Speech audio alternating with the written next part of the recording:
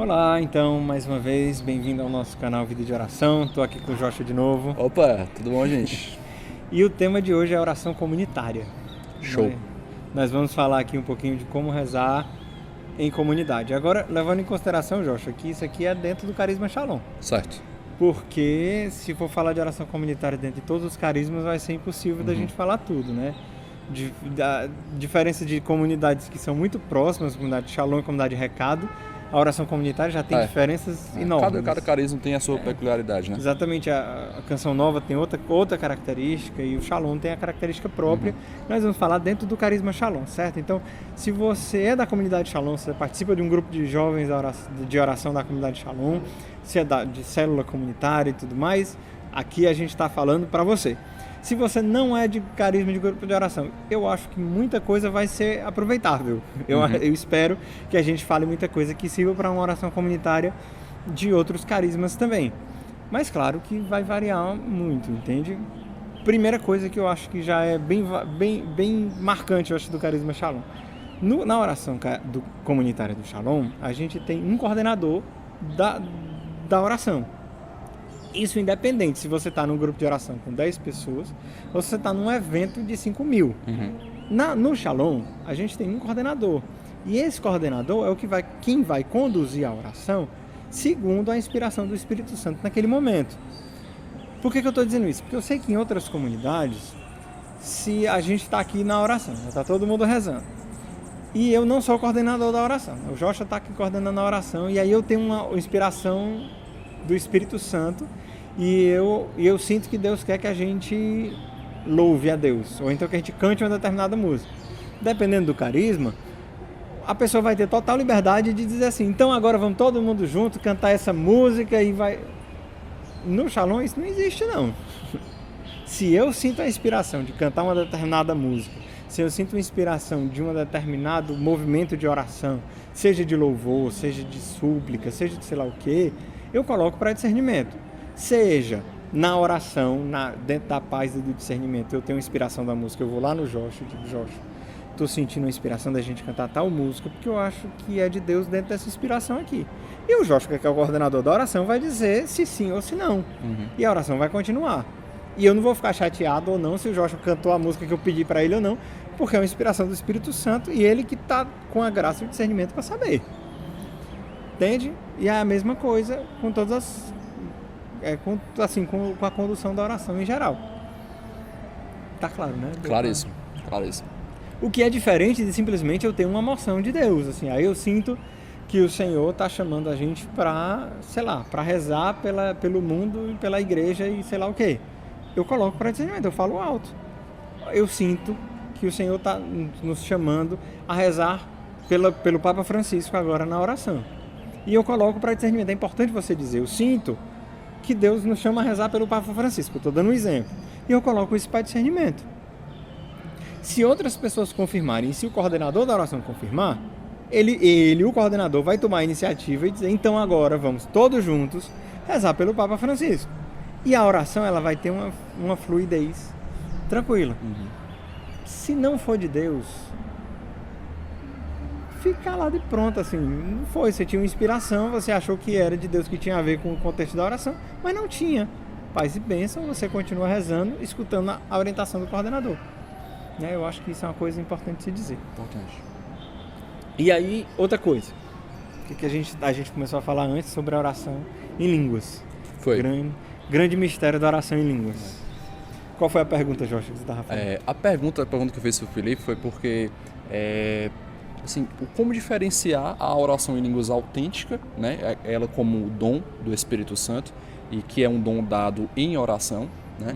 Da oração em línguas que muitas vezes nós automatizamos, né? Aquela oração em línguas mecânica e tal. Então, eu queria saber, mesmo na oração em línguas, existe uma oração? Então, eu queria saber diferenciar bem esses dois aspectos desse dom.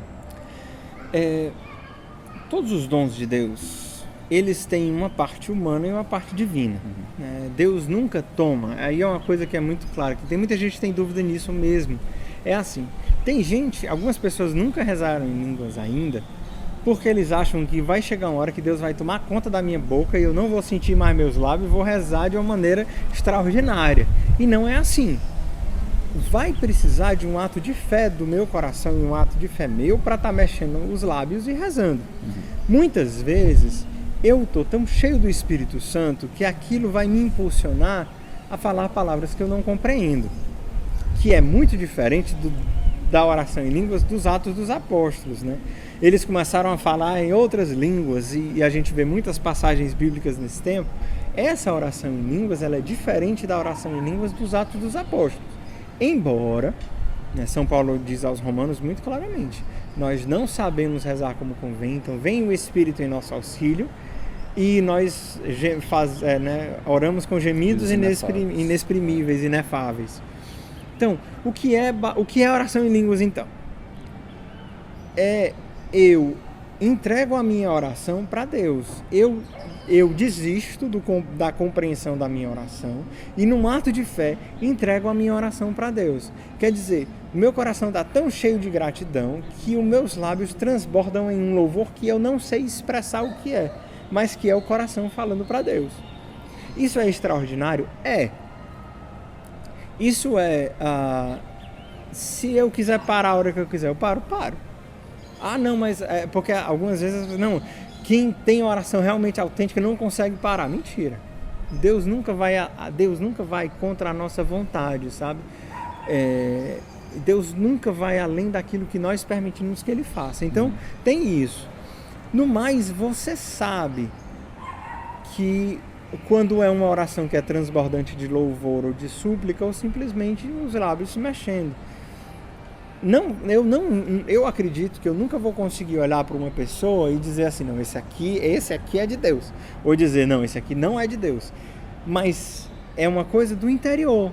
Né?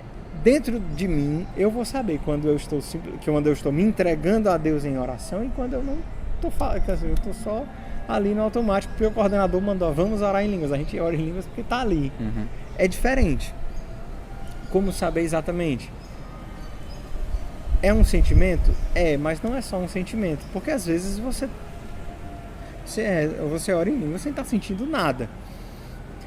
Então, qual é a diferença? A fé. Eu acho que para mim, o divisor de águas de uma oração em línguas autêntica, no sentido assim, que realmente inspirada pelo Espírito Santo, e uma oração em línguas automática, é a fé. É a quantidade de fé que eu estou colocando na minha oração. E aí eu vou saber diferenciar. Agora, existe também uma coisa muito interessante, é que a oração em línguas ela é harmônica. Eu acho que isso é fundamental a gente dizer isso. Ela é harmônica. E cabe também de mim, da minha consciência, entrar em harmonia com aquela oração. Por que eu estou dizendo isso? Porque às vezes tem pessoas que oram em línguas e querem rezar mais alto que todo mundo. Ou estão orando em línguas e querem criar uma melodia própria da oração em línguas e que nem sempre... Aí é que eu digo, isso vem de Deus? Eu não sei se vem de Deus. Às vezes sim, às vezes uma oração em línguas ela pode ser diferente das outras e ser de Deus, mas a gente vai vendo que edifica a oração como um todo. Se está atrapalhando a oração, né, cabe também a pessoa dizer, irmão, reza um pouquinho mais baixo porque está... Né? Eu acho que essa é uma confusão que às vezes acontece bastante.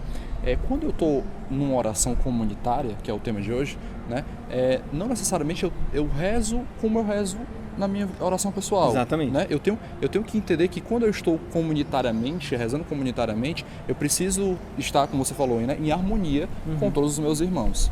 Né? Ali existe Deus agindo meio que coletivamente em cada um de nós, agindo pessoalmente, mas também agindo coletivamente, como grupo, como célula, enfim. Né? Então, às vezes, a gente precisa diferenciar bem, né? Não necessariamente rezar comunitariamente como a gente reza individualmente. E aí, mais alguma coisa a acrescentar? Cara, acho que não. Acho que esclareceu já bastante coisa. Bacana. Show de bola. Beleza, então, parte 2, vida de oração comunitária. Isso aí. Daqui a uma semana. Show. Estaremos juntos. Valeu.